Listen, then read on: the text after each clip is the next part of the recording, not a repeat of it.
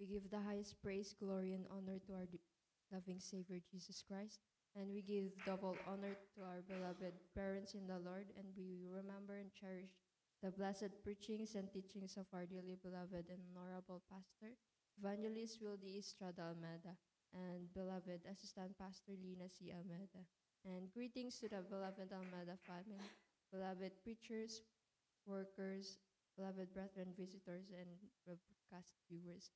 At nagpapasalamat po ako sa ating pinakamamahal na Panginoon Jesus na binigyan po ako ng pagkakataon upang makapagpasalamat sa ating pinakamamahal na Panginoon Jesus.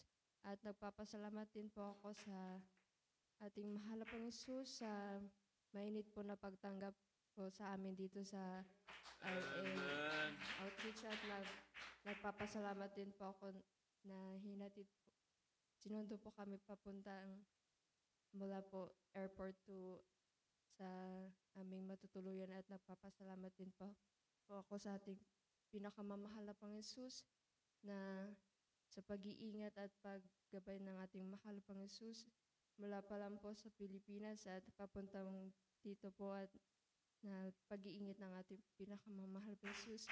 At share ko lang po nung doon po sa Sorsogon, sa aming natutuluyan po. Ano po yun, gabi na po yun na mula po kami nag-follow up po kami ng dating brethren po dun sa amin at natuluyan, kinabihan na po kami na wala na pong bus na papunta sa amin. Kaya inabutan po kami ng alas 9 ng gabi na nag-take po kami ng bus na DLTV na mabilis po yun na nung pa Corbada na po or nung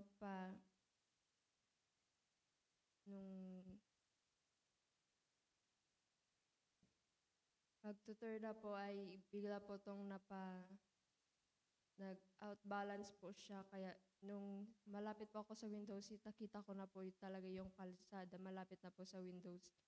Kaya napasigaw po kami ng Hallelujah, praise the Lord. Kaya na ibalik po to sa normal. Kaya nagpapasalamat po ako sa ating pinakamamahal Panginoon Jesus sa pag-iingat sa mga biyahe po namin. At nagpapasalamat din po ako na buong pamilya po kami ginagamit sa ating pinakamamahal na Panginoon Jesus.